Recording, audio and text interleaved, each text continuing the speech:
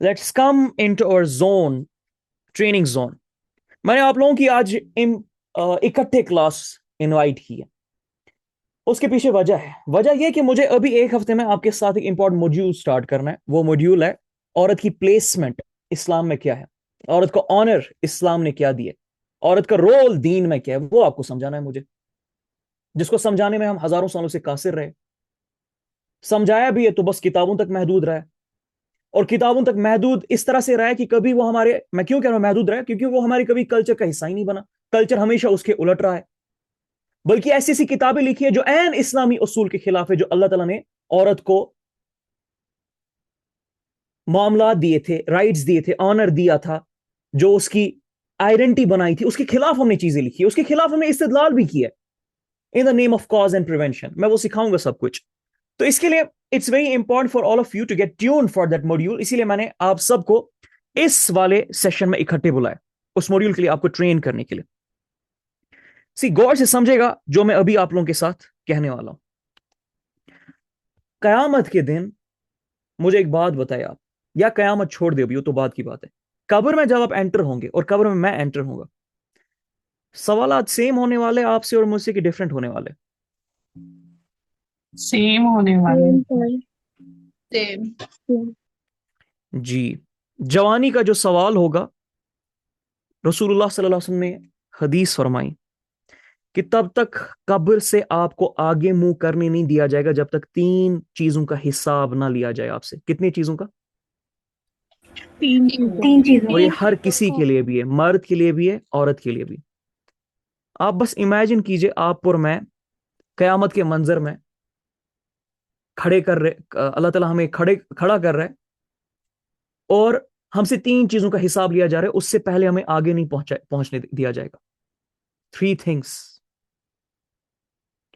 पहला, इल्म के बारे में, जो इल्म हासिल किया उसकी यूटिलिटी बताओ हमें।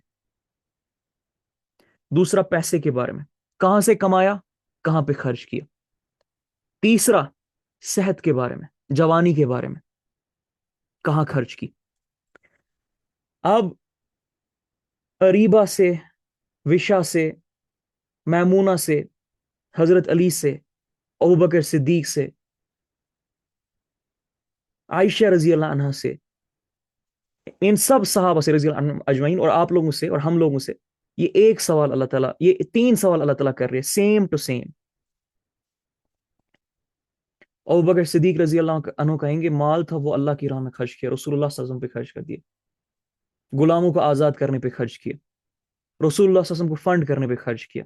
हजरत अली कहेंगे इल्म था और जसारत थी, वो अल्लाह के दीन पे खर्च कर दी। उमर इब्न खत्ताब कहेंगे ताकत थी, दबदबा था, वो अल्लाह ताला के दीन के लिए इस्तेमाल किया। आयशा रजी अल्लाह ना कहेगी हदीस की मेमोरी, हदीस की अंडरस्टैंडिंग, शरा, कुरान मैंने लोगों को सिखाने में इस्तेमाल कर लिया, यानी अपनी तवानाई, अपना इल्म। और माल आता था वो मैं ऐसे ही सब में बांट दी थी, अपने लिए कुछ नहीं रखती थी। यहां तक कि एक औरत आई थी मेरे पास, जिसकी दो बच्चियां थी। उसने बोला मेरे पास कुछ भी नहीं है खाने के लिए, मुझे कुछ दे दो। मेरे पास भी खुद कुछ नहीं था, मेरे पास एक खजूर थी, मैंने वो उसको दे दी। खुद भूखी रही मैं, लेकिन मैंने उसको वो खजूर दे दी। और उसने उस खजूर के दो टुकड़े किए, मां थी वो, दो टुकड़े किए, दो बच्चों को दिए, खुद नहीं खाई वो। तो वो यही सारी चीजें बोलेगी। साद बिन उबादा कहेंगे असहाब सफ को मैंने स्पॉन्सर किया अकेले में। उस्मान रजी अल्लाह अन्हु कहेंगे पूरा फंड किया रसूलुल्लाह सल्लल्लाहु अलैहि वसल्लम को, जो कुछ आता रसूलुल्लाह सल्लल्लाहु अलैहि वसल्लम को फंड करता था। और हर जंग में, हर दौर में, हर ट्रीटी में रसूलुल्लाह सल्लल्लाहु अलैहि वसल्लम का साथ दिया मैंने। हुसैन अलैहिस्सलाम कहेंगे पूरे कुंबे को मैंने कुर्बान किया।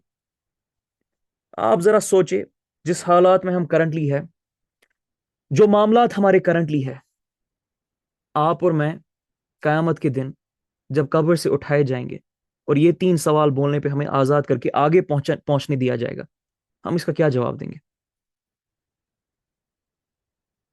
कब्र के आपके और मेरे सवाल तो सेम है, कोई डिफरेंस तो नहीं है। कयामत के दिन ये तीन सवाल भी सेम है, कोई डिफरेंस तो नहीं है। मैं ये भी नहीं कह सकता हूँ पूरी जिंदगी बस मैंने नमाजें पढ़ी, बिकॉज इस पे स्कॉलर्स की कॉन्सेंसस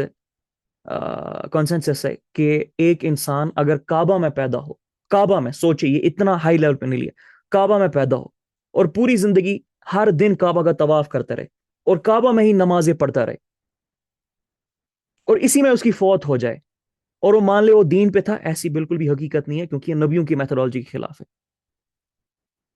तो मैं ये भी जवाब नहीं दे सकता हूं कि बस नमाजें पढ़ी मैंने। बाय द वे देसिस्तान के लोग देने वाले, क्योंकि हमारे लिए दीन का मतलब ही यही है। नमाज से आगे क्या पता हमें दीन क्या है। इबादतों का तो डेफिनेशन भी हमने चेंज किया। हम तो सिर्फ नमाज, रोजा, ज़कात, हज को इबादत मानते हैं। अपने माँ बाप के साथ बिहेवियर को, अपने साथ बिहेवियर्स को, बहनों के साथ बिहेवियर्स को, बीवियों के साथ बिहेवियर्स को, शौहरों के साथ बिहेवियर्स को, बच्चों के साथ बिहेवियर्स को, इनको कौन सी इबादत मानते हैं हम? हराम को छोड़ने को, हलाल की तरफ बढ़ने को, इसको तो हम इबादत नहीं मानते। इल्म हासिल करने को, इल्म बांटने को, इसको कौन सी इबादत मानते हैं हम? तो हम तो यही बोलेंगे हाँ नमाजें पढ़ी हमने। तो वहां पर फरिश्ते बोलेंगे क्या नबी सिर्फ नमाजें पढ़ रहे थे, सिर्फ रोजे रख रहे थे नबी? सो अब आप सोचे ना, लेट्स कीप दैट असाइड। कब्र में आपसे और मुझसे सेम सवाल है, मैशर के दिन आपसे और मुझसे सेम सवाल है, सिवाय जो हमारे रोल्स आपस में डिफरेंट थे। मियाँ बीवी, बेटी बाप, माँ बेटा, बच्चे माँ, एनीवेज वो वाले रोल्स को साइड में कर दे, एक पार्ट है वो। बाकी सवाल सिमिलर है। अब आपको और मेरा जवाब क्या होने वाला है कि सर मैं तो कुछ भी नहीं करती थी, कमरे में बैठी हुई थी और यही मेरा दीन था, घर के बर्तन साफ करती थी, यही मेरा दीन था। फरिश्ते पूछेंगे तुमने कुरान नहीं खोला, तुमने कुरान में वो आयत नहीं पढ़ी कि हमने मर्द और औरत को सुतून बनाया एक दूसरे के लिए, क्योंकि ये अमर बिल मारूफ करते, वन नहीं अनल मुनकर करते। क्या तुम्हें हुक्म नहीं था, कुंतुम खैर उम्मतिन उखरिजत लिन्नास तामरूना बिल मारूफ व तनहौना अनिल मुनकर? वो तुम्हारे लिए नहीं आया था? तुम्हें नहीं बुराई रोकनी थी दुनिया में? तुम्हें अच्छाई को नहीं नाफिज करना था दुनिया में? आपको और मेरा सवाल पता है क्या होगा? नहीं, हमें पता ही नहीं था, क्योंकि कोई बीच में मिडिल मैन आ गया था, जिसको मैं कोई मौलवी समझती थी, मुफ्ती समझती थी, प्रोफेसर समझती थी, बाप समझती थी, बेटा समझती थी, या कोई भी और एनीवन एल्स, जिसने मुझे बताया था कि मेरा दीन ही इतना है। मैंने कभी खुद नहीं पढ़ने की कोशिश की, और फिर अमल करनी तो दूर दूर की बात है ना। पहले तो थियोरेटिकल अंडरस्टैंडिंग आ जाए, तब जाकर आपको समझ आए कि अमल क्या है, अमल की इंपॉर्टेंस क्या है। अब सोचे जरा, अल्लाह ताला ने तफरका नहीं किया, हमने तफरका कर दिया और हम फंस गए इस तफरके की वजह से। हमने मान लिया चंद चीजें महदूद मुझे अपने ऊपर करनी और मेरा दीन मुकम्मल है, तो हम तो गए। और सिर्फ हम नहीं गए, हमारे साथ हमारी नस्लें भी गई, क्योंकि माँ बाप में जब सही एट्रीब्यूट्स, जब सही इल्म, जब सही वर्ल्ड व्यू नहीं होता है, तो बच्चे भी करप्ट हो जाते, बच्चे भी तबाह हो जाते। तो हमारे साथ साथ तो हमारे बच्चे भी जाने वाले।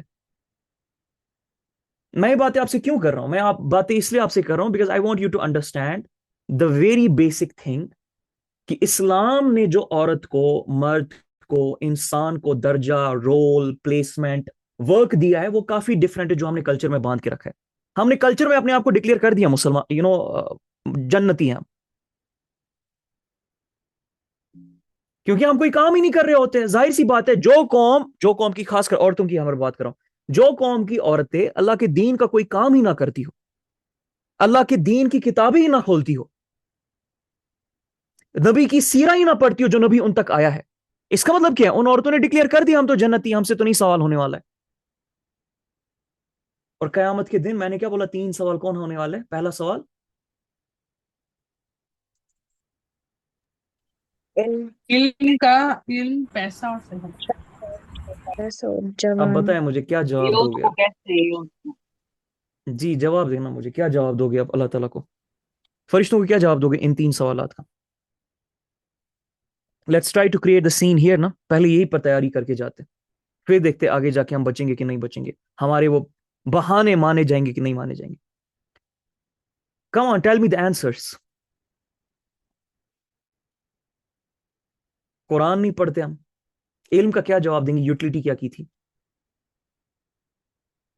सहाबियात को नहीं समझा पड़ा है, तो क्या जवाब देंगे? उसकी यूटिलिटी क्या थी? पैसे कमाना तो हराम है औरत पे हमारे कल्चर में। और बाय द वे पता है हलाल कहां पर किया है इन बेशर्मों ने? जब मजबूरी है तब कमाएगी, बाकी नहीं कमाएगी। तब जाकर इट्स लाइक औरत को सर्वाइवल पे डाल दिया कि जैसे मजबूरी में खंजीर खाना भी हलाल हो जाता है ना, तो इसी तरह औरत मजबूरी में हो तो तब कमाए, वरना ना कमाए। और जब मजबूरी में आ भी जाएगी वो, ना तो उसने एजुकेशन ली होगी, ना तो कोई ट्रेनिंग ली होगी, ना तो कोई स्किल ली होगी, वो कमाएगी कहां से? आप में से किसी की शौहर की डेथ हो जाती है, किसी के बाप की डेथ हो जाती है, और आपको अपने लिए कमाना पड़े। एजुकेशन तो ली नहीं आपने, ना तो दीन की, ना तो किसी प्रोफेशन की प्रॉपरली, स्किल तो कोई सीखी नहीं होती है। तो आप बताएं मुझे, उस वक्त आप भीख मांगने के सिवा किसके लायक बन जाओगी? सोचे जरा। आपको पता है रसूलुल्लाह सल्लल्लाहु अलैहि वसल्लम के वक्त पे, बल्कि रसूलुल्लाह सल्लल्लाहु अलैहि वसल्लम के वक्त पे, मैं आपको डायरेक्ट कुरान की आयत सुना देता हूं। डिवोर्स्ड औरत अपने बच्चे को दूध पिलाने का पैसा डिमांड कर सकती है। आपको पता है ये बात?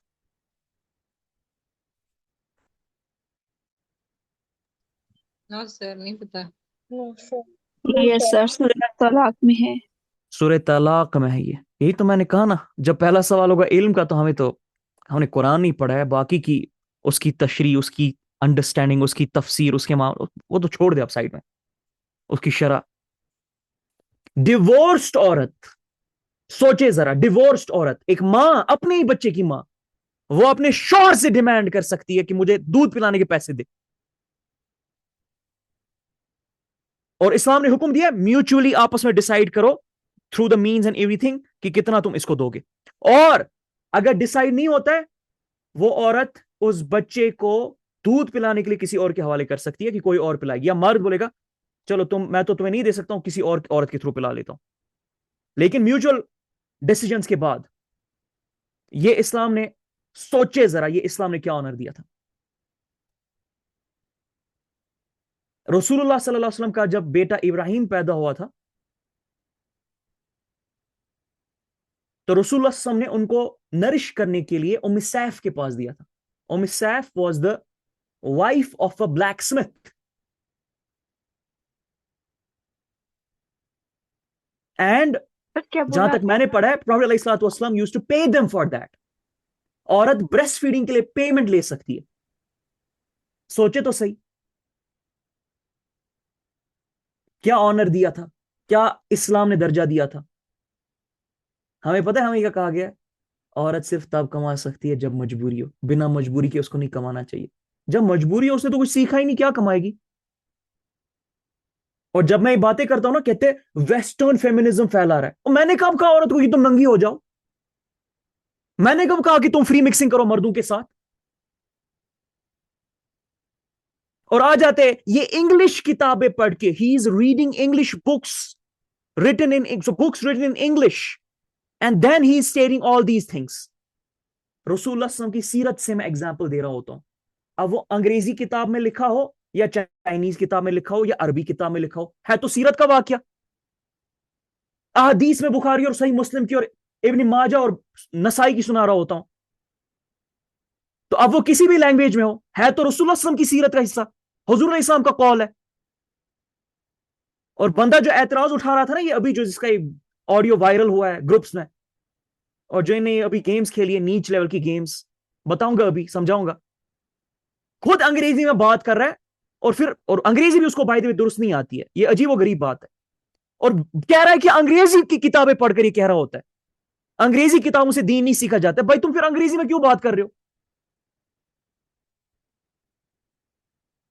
और इन बेशर्मों ने लिटरली उसी टाइम पे हमारी बच्चियों के ग्रुप में लिंक शेयर करवाई है अरबिक की, कि आ जाओ अरबी सीखेंगे। अरबी सीखना ज्यादा इंपॉर्टेंट है वुमेन लीडरशिप सेशन से। सोचे क्या नीच लेवल की गेम्स खेल रहे होते ये, और फिर बोलते फेमिनिज्म सिखा रहा हूं मैं।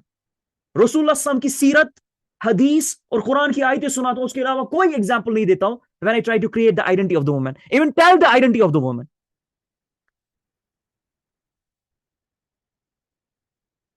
ये हुजूर अलैहि सलाम के वक्त पे था कि ब्रेस्ट फीडिंग के लिए पैसे दिए जाते थे अगर वो डिमांड करती तो। डिवोर्स औरत, कुरान में लिखा हुआ है कि she can ask money from her ex husband for letting the child सकल हर।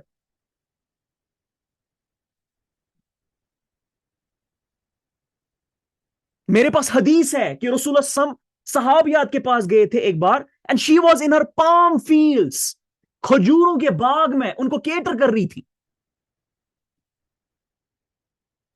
मेरे पास हदीस है कि अब्दुल्लाह इब्न मसूद की जो बीवी थी ज़ैनब रजी अल्लाह अन्हा, she used to feed the whole family, she was a craftswoman. और वो कयामत के दिन बोल देगी, जब रसूल सल्लल्लाहु अलैहि वसल्लम ने मस्जिद में कहा कि ज़कात दो, तो उसने रसूल सल्लल्लाहु अलैहि वसल्लम तक खबर पहुंचाई कि या रसूलुल्लाह सल्लल्लाहु अलैहि वसल्लम, मेरे घर में कमाने वाला कोई नहीं, मेरे शोहर को और जो यतीम बच्चे मेरे साथ शायद अडॉप्ट किए थे या कुछ और मामला था, उनको भी, उनके पास भी कोई जरिया नहीं है, मैं उनको प्रोवाइड करती हूं थ्रू माई स्किल, तो क्या मुझे तब भी ज़कात देने की जरूरत है? हुजूर इस्लाम ने बोला नहीं, तुम्हारे लिए काफी है। She was a woman sustaining her whole family. अब वो तो आगे पहुंच जाएगी कयामत के दिन, जब उससे बोला जाएगा इल्म का क्या किया, पैसे का क्या किया, जवानी का क्या किया। हमारी औरतों को बोला गया कुछ भी नहीं करना। कुरान कह रहा है अमर बिल मारूफ वन नही अनिल मुनकर करो, तैयारी पकड़ो, इंटेलेक्ट अपना रेज करो। कॉमन सेंस की बात है, मां का आईक्यू बढ़ेगा, रेज होगा, बच्चे का 10 गुना रेज हो जाएगा। मां का वर्ल्ड व्यू सही होगा, डेफिनेशन सही होगी, बच्चे की एप्लीकेशंस बेहतर हो जाएगी, बच्चे को वेस्ट नहीं करना पड़ेगा अपनी जिंदगी के 10-15 साल डेफिनेशंस पे खोदने में, और कंफ्यूज नहीं रहेगा वो 10-15 साल। मां के इमोशनल क्वेश्चंस बेहतर होंगे, बच्चे के इमोशनल क्वेश्चंस बेहतर होंगे, कॉमन सेंस की बात है, और उम्मत के क्वेश्चंस बेहतर हो जाएंगे। बट क्या जवाब देंगे बताए ना मुझे, आए जरा कोई यहां पर हम में से।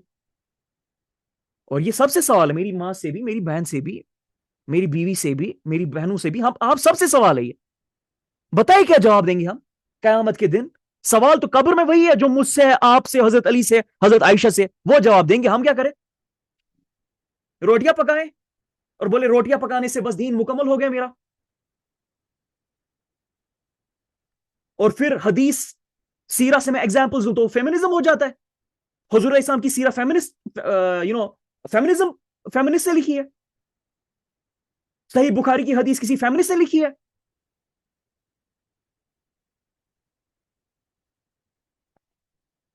तो गौर से समझेगा, if you do not understand your placement जो अल्लाह अज़्ज़ व जल ने आपको दी है, जो independence of thought, independence of existence, existence जो अल्लाह अज़्ज़ व जल ने आपको दी है, वो ताकत जो रसूलुल्लाह सल्लल्लाहु अलैहि वसल्लम ने आपको हाथ में पकड़ाई, if you do not read and understand that, खुदा की कसम हजारों साल और गुजर जाएंगे इस उम्मत को इसी गुलामी में। फिरौन के घर में अल्लाह अज़्ज़ व जल ने मूसा अलैहिस्सलाम को आसिया अलैहिस्सलाम के थ्रू परवरिश दिलाई। दिला देते मूसा अलैहिस्सलाम को फिरौन के किसी दरबार के वजीर के थ्रू परवरिश। ये औरत को क्यों चूज किया? सोचे तो सही। आसिया रजी अल्लाह कह दे कि मैंने क्या किया, हम क्या कहे, मेरी बेटी क्या कहे, मेरी मां क्या कहे, मेरी बीवी क्या कहे, मेरी बहनें क्या कहे, हम तो फंस गए।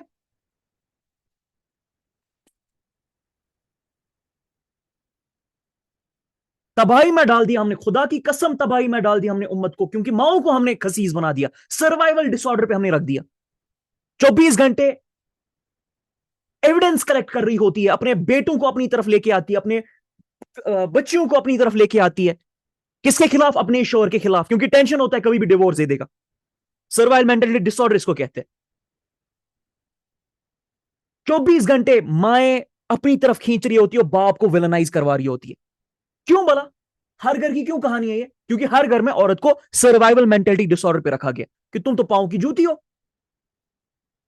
अब जब आइडेंटिटी कॉर्टिसोल पे हमने लगा बिल्ड की है और मर्द को आका मैंने बना दिया है, और दीन को साइड में रखकर उसको बोला तुम्हें कुरान पढ़ने की जरूरत नहीं है, तुम्हें हदीस पढ़ने की जरूरत नहीं है, तुम्हें रिसर्च करने की जरूरत नहीं है, तुम्हें प्रोफेशनल एम लेने की जरूरत नहीं है, तुम्हें प्रॉपर स्किल्स लेने की जरूरत नहीं है, तुम तो ऐसी ही जन्नती हो। अब क्या होगा इस उम्मत का, क्या होगा ऐसी कौम का, क्या होगा ऐसी औरत का? उसके कहां आईक्यू डेवलप होने वाले? उसकी तो अकाउंटेबिलिटी कोई नहीं रखी हमने। So understand this fact. मैं ये मॉड्यूल सिर्फ और सिर्फ एक वजह से स्टार्ट कर रहा हूं। I really want to change the definition of women in the Muslim women and Muslim household, in fact, through Quran seerah and ahadith. And for that I'm going to use the psychological aspects as well. मैं literally definition change करना चाहता हूं, खुदा की कसम definition change करना चाहता हूं, और सिर्फ अल्लाह उसके रसूल सल्लल्लाहु अलैहि वसल्लम के इवज उनको वापस प्लेस करना चाहता हूं. That is the only target, only purpose, only mission for this module जो मैं अभी आप सबके लिए लेके आ रहा हूं. और कोई मकसद नहीं है मेरा. अब इसमें मौली साहब नाराज हो जाए, प्रोफेसर साहब नाराज हो जाए, दादू नाराज हो जाए, पुफ्फो नाराज हो जाए, चाचा नाराज हो जाए, बाप हो जाए, शोर हो जाए, सबकी नाराजगी को बोला, कोई फर्क नहीं पड़ता. जंग करनी पड़ी आप सबके साथ, कोई बात नहीं. लान तान मिलेगा, कोई मसला नहीं है. औरतों को गुमराह कर रहा है, यह कहने को मिलेगा, कोई फर्क नहीं पड़ता है. क्योंकि we need this change in our society.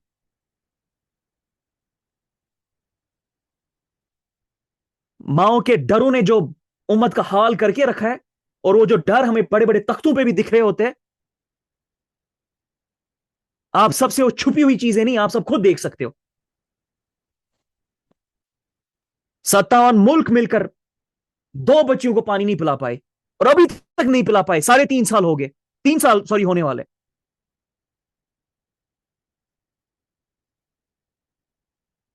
सोचे तो सही, ये डर कहां से आ रहे, ये जस्टिफिकेशन कहां से आ रही है.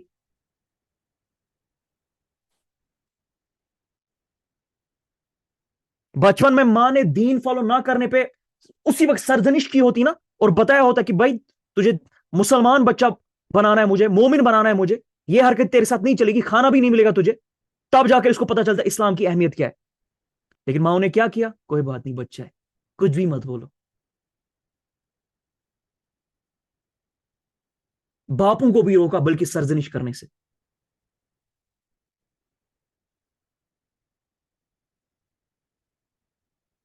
सोचे.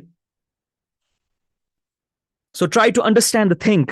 और एक और उसूल याद रखेगा, इस मॉड्यूल के through I want you to understand, especially the women to understand, you are not created for man, you are created for Allah अज़्ज़ व जल.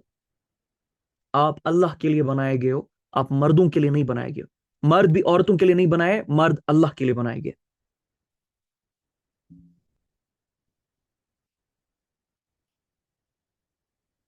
अल्लाह ने खुद कहा जिन और इंसान दोनों को किसके लिए बनाया. अल्लाह की इबादत इबादत इबादत के लिए। जी. तो ये जो 2 नंबरी फैलाई गई है, इस्तेदलाल फैलाए जा रहे, हदीस की मिस रिप्रेजेंटेशन करके, मिस इंटरप्रिटेशन करके, कुरान की आयतों को गलत जगह पे कॉन्टेक्स्ट फिट करके, मिस इंटरप्रिटेशन करके कि औरत तो मर्द के लिए बनाई गई है, ये कहां से आया. सोचे तो सही. सो गौर से समझे. इस मॉड्यूल के through what we are going to do is we are going to understand, हम सब, खासकर औरत, आप लोगों को मैं, औरतों को मैं समझा रहा हूं, अल्लाह के लिए बनाए गए. हम किसी मर्द की गुलामी के लिए नहीं बनाए गए.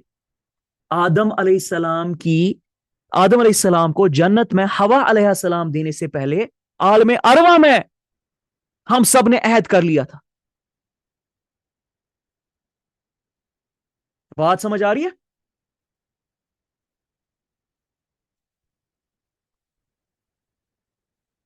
बिकॉज जो इस्तिदलाल यूज किया जाता है वो इसी से यूज किया जाता है ना, कि जन्नत में आदम अलैहिस्सलाम से निकाला है हवा अलैहिस्सलाम को. और यहां से बोला जाता है ना कि ये तो मर्द की गुलाम है, मर्द पे डिपेंडेंट है. तो आलम अरवा को कैसे भूल गए आप जन्नत में जाने से पहले. आप अहदे अलस को कैसे भूल गए. सोचे तो सही. तो गौर से समझे, डेफिनेशन यही पर सही करे, वरना तबाही में जाओगे. आपकी इमोशनल इंडिपेंडेंस अल्लाह की कसम नहीं आ सकती है. साइकोलॉजिकल इंडिपेंडेंस ओवरऑल अल्लाह की कसम नहीं आ सकती है, जब तक कि आपकी डेफिनेशन सही ना हो जाए. औरतों की तो बिल्कुल भी नहीं हो सकती, और हमारा कल्चर तो कभी सही होने ही नहीं देता है. और बाय द वे आप खुद जिम्मेदार हो, आप लोगों ने एक कल्चर रखा है. बच्चों को 40 साल तक अपने साथ जोड़े रखते हो, अमियां बनती रहती है उनके 60-60 साल तक, 70-70 साल तक.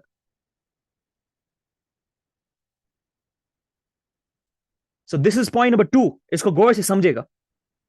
तीसरा पॉइंट क्या है, इस मॉड्यूल के थ्रू हम समझेंगे औरत औरत की तरह बिहेव करेगी, मर्द मर्द की तरह बिहेव करेगा, तब जाकर हार्मनी आएगी। औरत मर्द बनने की कोशिश करेगी, मर्द औरत बनने की कोशिश करेगी, तबाही मचती है। औरत के बेनिफिट्स, औरत की एडवांटेज अल्लाह ताला ने अलग रखी है, मर्द की एडवांटेज अलग रखे। कई जगहों पे औरतों को सुपीरियरिटी दी है, कई जगहों पे मर्दों को सुपीरियरिटी दी है। तो क्या क्यों किया अल्लाह ताला ने? एक दूसरे को आजमाने के लिए। और डिफरेंट रोल्स क्यों दिए? बिकॉज इस दुनिया में एक रोल से सारी चीजें फिट नहीं हो सकती है। We need different roles for different things. आप लोगों को पता है कि कई जगहों पे I am going to tell you how, कई जगहों पे जो ताकत एक औरत को अल्लाह अज़्ज़ व जल ने बख्शी है, वो 10 मर्दों से भी ज्यादा है। कभी सुना है ये? कभी किसी ने कहा है कि कई जगहों पे मर्दों को आप सुपरसीड कर लेते हो? No sir. मैं आपको छोटी सी एग्जांपल देता हूं। जब एक बच्चा पैदा होता है ना, जब आप बर्थ दे रहे होते, पार्चुरेशन के वक्त जो लेवल ऑफ पेन आप महसूस कर रहे होते हो, इट्स लाइक दर्जनों हड्डियां टूट जाए, उससे जो दर्द होता है वो आप एक मां महसूस कर रही होती है। मैं आपको ये सिखाऊंगा इंशाल्लाह जब हम ऑक्सीटोसिन का मैप पढ़ेंगे। बर्थ के वक्त आप में से किसी की हड्डी टूटी है? कभी फ्रैक्चर हुआ है? Yes sir, hand fracture. जी। और किसी की? जी मेरी भी हुई। किसी के बच्चे की हड्डी टूटी है या किसी के शौहर की, और देखा है दर्द में उसको तड़पते हुए, चीखते हुए, चिल्लाते हुए? जी सर। उसको 20 गुना कर दे, 20 गुना लिटरली उसको कर दे, उस एक हड्डी के टूटने को। उतना दर्द एक औरत बर्थ के वक्त महसूस कर रही होती है। और आपको पता है उसका 1/4 भी मर्द दर्द बर्दाश्त नहीं कर सकता, उसकी डेथ, इंस्टेंट डेथ हो जाएगी। मुझे भी नंबर्स एग्जैक्टली याद नहीं है। 57 डायल्स ऑफ पेन औरत को पार्चुरेशन के वक्त होती है, और मर्द 11 डायल्स पे भी नहीं जा सकता, 11 पे भी नहीं, मैंने कहा 1/4 भी नहीं। और सिर्फ इतनी सी बात नहीं है, तो पेन थ्रेशोल्ड तो देखें जरा, आपका क्या रखा है अल्लाह ताला ने।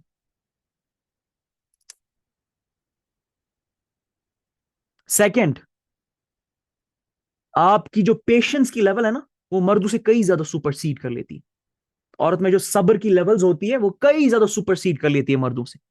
औरत में जो एम्पैथी की लेवल्स होती है, दर्द जो होता है, दूसरे का दर्द समझना, दूसरे की खुशी समझना, दूसरे के सुख दुख में साथ देना, वो मर्द के मुकाबले एक आसमान एक जमीन नहीं, 7 आसमान 7 जमीन के बराबर डिफरेंस होती है।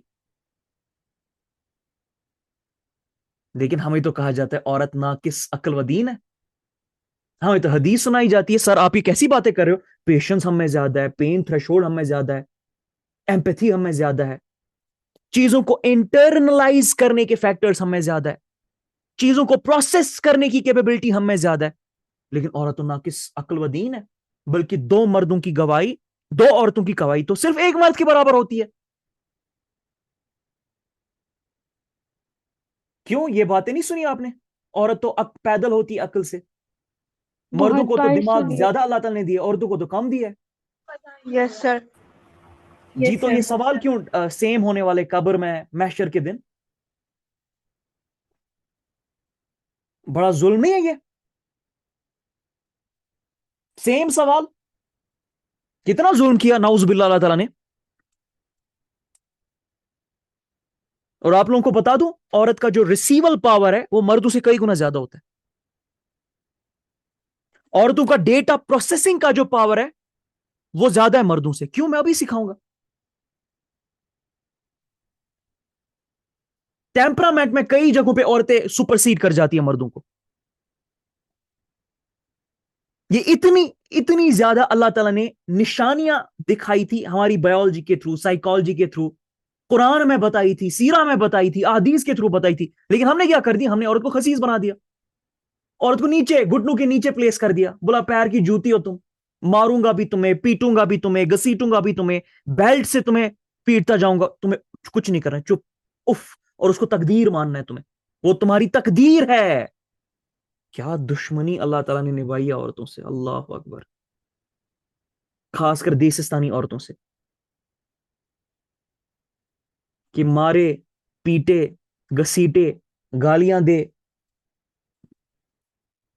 महर का हक रोक दे, because I have the cases जहां पर महर भी नहीं दिया, पहले बोला है महर दूंगा फिर दिया भी नहीं है, और औरत आज मांग रही है तो उसको बदबख्त कहा जा रहा है, लालची कहा जा रहा है। और फिर ये तकदीर का हिस्सा, यानी अल्लाह ने तुम्हारी तकदीर में लिख दिया है, तुम इसको सुकरात के जाम की तरह पी लो, तलक घूंट की तरह तुम पी लो। क्या दुश्मनी निभाई है अल्लाह ने, नाउजुबिल्लाह। सोचा नहीं आपने कभी?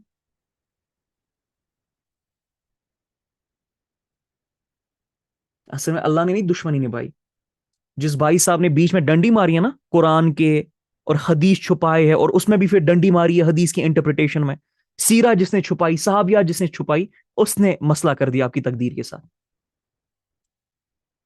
और आप लोग जिनने न कुरान पढ़ना है, अभी मैंने सूरह तलाक की आयत सुनाई, यह तो आपको पता होनी चाहिए थी कि a divorce woman can ask for money for breast feeding her own child. आप लोगों ने कुरान नहीं खोलना है, आप लोगों ने अपनी तकदीर बर्बाद कर दी, आप लोगों ने सहाबियात नहीं पढ़नी है, आप लोगों ने खुद अपनी तकदीर बर्बाद करनी है, आप लोगों ने सीरा नहीं पढ़नी, उन तमाम अहदीस को पकड़ के थ्योरी थ्योरी नहीं देनी है जो असल में तमाम अहदीस को सामने रखकर इंसान देना चाहिए था। सो तबाही तो मचेगी, फिर क्या आखिरत में जवाब देंगे हम? फिर क्या इल्म, फिर क्या रिसर्च, फिर क्या हकीकत, फिर क्या स्किल्स, या फिर क्या जवानी में क्या किया? जवानी में कपड़े धोए मैंने, क्या किया जवानी में? बर्तन मांजे मैंने, क्या किया जवानी में? खाना पकाती रही मैं। ये जवाब होने वाले, और अल्लाह की कसम हम मानते हैं इन जवाबों से हमें जन्नत मिलेगी। अदरवाइज हमें आग लगी हुई होती अगर हम इन डेफिनेशंस को गलत मानते। हम हर दिन ढूंढ रहे होते कि अल्लाह ताला की राह में कौन सी चीजें मैं कर सकती हूं, कौन सी आमाल सौलिहा मैं कर सकती हूं, क्या जरूरत है अभी उम्मत की जो मैं पूरी कर सकती हूं, जिसकी वजह से मैं अल्लाह को कल को चेहरा दिखाऊं। आग लगी हुई होती, आग।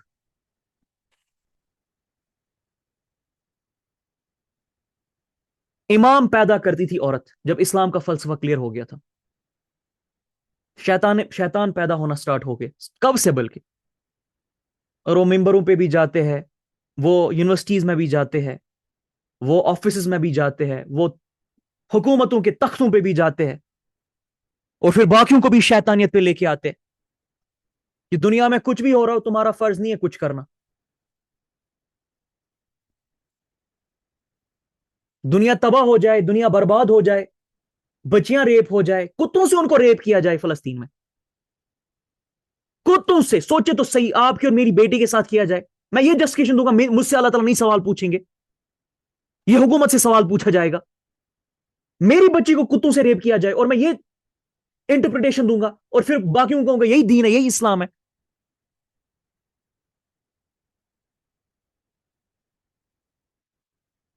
ये शैतान पैदा किए माओ ने, माओ के डरों ने। ये डर नहीं होता है नेचुरल, खुदा की कसम गैरत नेचुरल है, डर नेचुरल नहीं है। डर डाले जाते हैं, तीन ही तरह के डर बच्चे में होते हैं, पढ़ाया मैंने आपको वो, उसके अलावा कोई डर नहीं होता है नेचुरल। इस्लाम के नाम पे दो नंबरी और बदमाशियों को जस्टिफाई किया है माओ ने। कैसे? कि बचपन में इस्लाम के नाम पे सरजरिश नहीं किया माओ ने, हर गलती पे माफ किया बच्चे को। और आईक्यू नीचे था तो बच्चे का भी आईक्यू नीचे था, नमाजें पढ़वाती रही, नमाजें क्यों पढ़नी ये तक नहीं बताया। अब नमाजें भी नहीं पढ़ते बच्चे इस वजह से। कैसे पढ़ेगा कोई इंसान का बच्चा? उसको समझ ही नहीं आया भाई नमाज क्यों पढ़ते, वो क्यों पढ़े? पढ़े नमाज, पढ़े नमाज, पढ़े नमाज, पढ़नी है, फर्ज है। खुद मां को पता नहीं होता नमाज क्यों पढ़नी, अल्लाह ने क्यों नमाज रखी और क्यों फर्ज रखी, और क्यों दीन के पिलर्स में से एक पिलर रखा इसको। और नमाज पढ़ानी थी बाय द वे, आपको पता है ना, नमाज पढ़ानी थी, नमाज पढ़ाना पिलर है, सिर्फ इंडिविजुअल लेवल पे पढ़ना नहीं। ये पता था आपको? अल्लाह ने जब जब कुरान में जिक्र किया तो किसका जिक्र किया? नमाज पढ़ने की, पढ़ाने की? पढ़ाना। सलात। हाँ, तो ताकत के बगैर कैसे पढ़ाओगे? एग्जैक्टली। सोचे, ये हाल है। So try to understand, literally try to understand what's going on right now. And there are so many different aspect जहां पर आप लोग एडवांटेज अल्लाह ताला ने आपको दी है. कूपिंग स्ट्रेटजीज औरतों की बेहतर होती है मर्दों से. फोकस बेहतर होता है. लेकिन क्या करना था? You had to be yourself, जो कि आप कभी भी नहीं रही. आपको अपनी पहचान, लक़द खलक़नल इंसान फी अहसनी तक़वीम, अल्लाह ने इंसानों के बारे में कहा. सोचे, इंसानों के बारे में कहा, लक़द खलक़नल इंसान फी अहसनी तक़वीम. कलमा गो जो मुसलमान बच्चा या बच्ची होती, अल्लाह के दीन पे जो बच्चा या बच्ची होती, उसकी पोजीशन सोचे अल्लाह ताला ने क्या दी थी. लेकिन आपने अल्लाह के थ्रू देखना ही नहीं है. आपने बॉलीवुड और हॉलीवुड की हीरोइंस की चमड़ी के थ्रू अपने आप को देखना है. आपने बालों के कलर्स के थ्रू अपने आप को देखना है. चेहरे पे पेंट के थ्रू अपने आप को देखना है. क्योंकि सेल्फ वर्थ तो यहां पर जुड़ी हुई है. सोचे ये हाल हो गए, ये हाल हो गए हमारे. और मुसलमानों पे तो मैं सबसे ज्यादा हैरान होता हूं कि ये हाल मुसलमानों के भी हो गए कि अब चेहरे पे रंग करना इतना इंपॉर्टेंट हो गया ताकि लोग मेरे बारे में सही राय रख सके, लोग मुझे खूबसूरत मान सके. ये हाल हो गया. चेहरे पे रंग अब सेल्फ वर्थ डिसाइड कर रही है. चमड़ी का कलर सेल्फ वर्थ डिसाइड कर रही है. इस लेवल के नीच स्टैंडर्ड्स, इस लेवल की नीच जगहों पे सेल्फ वर्थ, सेल्फ एस्टीम, इतनी नीच जगहों पे.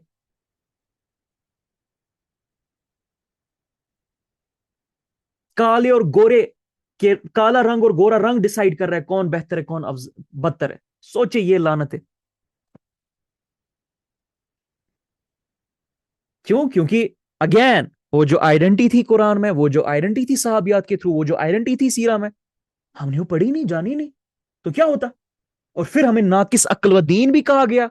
एक हदीस का एक छोटा सा पोर्शन लिया गया, या इवन पूरी हदीस भी सुनाई गई, उसकी मिस रिप्रेजेंटेशन की गई, तो बस हमने मान लिया हमारी तो घुटनों में अक्ल होती है. और देखिए कितनी, मुझ पे ना यकीन करें, यूट्यूब पे जाए, कम से कम कहीं पर भी नहीं जा रहे हो, यूट्यूब पे जाए और वहां पर देखे इस हदीस को किस तरह से यूज किया गया. औरतों से मशवरा नहीं लेना चाहिए, औरत ना किस अक्ल व दीन है, ये दीन हमारा कुरान सॉरी हदीस कहती है. औरतों के हवाले आपने घर के अफेयर्स कर लिए तो तबाही मच जाएगी. और बेशरम, तुझे तो शाम का खाना ना मिले अगर उस औरत में एम्पैथी और रहम ना होती जो अल्लाह ने डाली है. तेरे तो कपड़े इस्त्री ना हो, तेरे तो जूते तुझे वक्त पे ना मिले. सोचे जरा. So in order to defy this interpretation of the हदीस, जो कि खुद स्कॉलर्स ने किया बाय द वे, लेकिन जया तरीन स्कॉलर्स को तो हम पढ़ते नहीं है, पढ़ना भी नहीं है, क्या करेंगे पढ़ के. हमें तो यूट्यूब पे स्कॉलर्स को सुनना है और पढ़ना है और बस खत्म बात. Let me show you the design of the human brain. हमने कभी कॉर्पस कैलोसम के बारे में बात की है? यस सर, जी की है. सर। और तुम्हें बड़ा होता है. जी, देयर आर मल्टीपल स्टडीज जहां पर कॉर्पस कैलोसम, खासकर जो पोस्टीरियर कॉर्पस कैलोसम है, गालिबन उसको सेलेनियम कहते हैं. I don't remember the exact name, अभी काफी टाइम पहले पढ़ा था इसलिए. सो पोस्टीरियर कॉर्पस कैलोसम का साइज और तुम्हें बड़ा पाया गया. एंड नॉट ओनली दैट, जो न्यूरॉन्स की के कनेक्शंस है, उसकी जो डेंसिटी है वो औरतों में अमंग दीज एरियाज, खासकर कॉर्पस कैलोसम के एरिया ज्यादा पाई गई है बनस्बत मर्दों के। मर्दों के. और आपको पता है कॉर्पस कैलोसम क्या करता है? Data process. अच्छा. थिंकिंग. कॉर्पस कैलोसम मेरे राइट हेमिस्फीयर और left hemisphere of the brain को कनेक्ट करता है. बल्कि सिर्फ राइट और लेफ्ट नहीं, multiple lobes of the brain को कनेक्ट करता है. Corpus, CORPUS, corpus, CALLOSUM, callosum. Let me share the slide with you.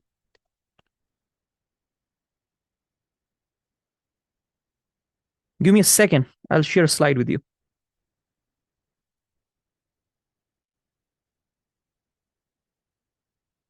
आज आपको ये हदीस समझ आएगी ना, मेरा इंशाल्लाह इस सेशन का मकसद पूरा हो जाएगा.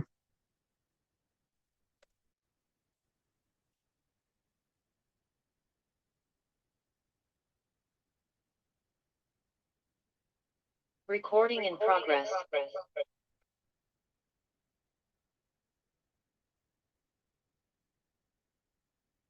मुझे बताएगा जब स्क्रीन दिखेगी आप लोगों को।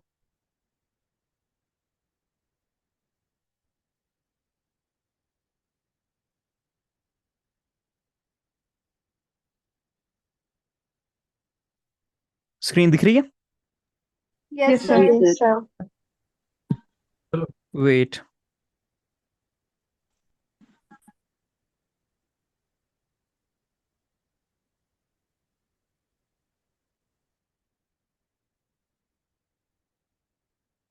जी, is this visible to you guys? Yes, sir. See this is corpus, this is the brain. ये ब्रेन का ना बीच वाला हिस्सा हमने काटा हुआ है, मतलब दो हिस्से हमने किए ब्रेन के। सो आपको ये जो तारे दिख रही है, टुफ्ट ऑफ नर्व्स दिख रही है ना, this is corpus callosum. This, ये वाला, ये कॉर्पस कैलोसम है। कॉर्पस कैलोसम क्या करता है? लेफ्ट और right hemisphere of the brain को आपस में कनेक्ट करता है, जिसकी वजह से क्या होता है, ब्रेन आपस में कोऑर्डिनेट कर पाता है। मेरा लेफ्ट ब्रेन लॉजिकल, सॉरी, मेरे left side of the brain में लैंग्वेज है। क्या है? Language. लैंग्वेज है। एक साइड ऑफ द ब्रेन में मेरी इमोशंस है, एक साइड ऑफ द ब्रेन में मेरा लॉजिक है, एक साइड ऑफ द ब्रेन में मेरे कुछ फंक्शंस है पर्टिकुलर, दूसरे साइड ऑफ द ब्रेन में कुछ और फंक्शंस है। ये आपस में multiple lobes of the brain, multiple structures of the brain को कनेक्ट करवाता है, क्योंकि ब्रेन के पोर्शंस आपस में डायरेक्टली कनेक्टेड नहीं है। सो मच सो, मेरा जो नियोकॉर्टेक्स है, मेरा जो कॉर्टिकल स्फीयर है, ये सारा का सारा आपस में भी कनेक्टेड नहीं है। देयर आर डिफरेंट लोब्स, अलग अलग लोब्स है मेरे ऊपर वाले स्ट्रक्चर में भी। मैं आपको दिखाता हूं, ये कॉर्टिकल सरफेस जो मेरी है, ये भी आपस में डायरेक्टली कनेक्टेड नहीं है, डिफरेंट लोब्स है इसमें। ये भी किसके थ्रू कनेक्टेड है आपस में? Corpus Corpus callosum. callosum. Corpus callosum के थ्रू। इसकी वजह से क्या फायदा हो रहा था कि जो कोऑर्डिनेशन है ब्रेन की वो स्ट्रांग होती है। जो डेटा प्रोसेसिंग है ब्रेन का, कि मल्टीपल चीजों से, मल्टीपल जगहों से जो डेटा प्रोसेस होता था, फिर ब्रेन कोई रिएक्शन देता या कोई काम करता था, वो स्ट्रांग हो जाती थी। और औरतों में ये वाला पोर्शन अल्लाह अज़्ज़ व जल ने ज्यादा डेंस रखा है, और इसका पोस्टीरियर जो कॉर्पस कैलोसम है वो ज्यादा बड़ा है, कई केस में मिला एज कंप्यूटर मैन। तो सोचे जरा, औरत तो नाकिस अक्ल व दीन है। डेटा प्रोसेस करने का, कोऑर्डिनेट करने का, आपस में जोड़ने का, डिफरेंट लोब्स को एक जगह पे जमा कर कर कोई कंक्लूजन देने का, ये वाला पोर्शन तो औरत में बड़ा है। एंड आपको पता है, केस स्टडीज है कि कई जगहों पे ऑन एन एवरेज हमें औरतों में फ्रंटल कॉर्टेक्स मर्दों से बड़ा दिखा है। फ्रंटल कॉर्टेक्स किसी काम आता है? जो फ्रंटल लोब है हमारा, Thinking के sir. Planning, डिसीजन मेकिंग के काम decision. आता है, Decision making. प्लानिंग के काम आता है, स्ट्रेटेजाइजिंग के काम आता है। ये औरतों में कई जगहों पे ऑन एन एवरेज बड़ा पाया गया मर्दों से, या इन द सेंस वहां पर जो डेंसिटी है न्यूरॉन्स की वो ज्यादा पाई गई है। तो औरत तो नाकिस अक्ल व दीन है। ये बायोलॉजी क्या कह रही है? गुस्ताख साइंस। सोचे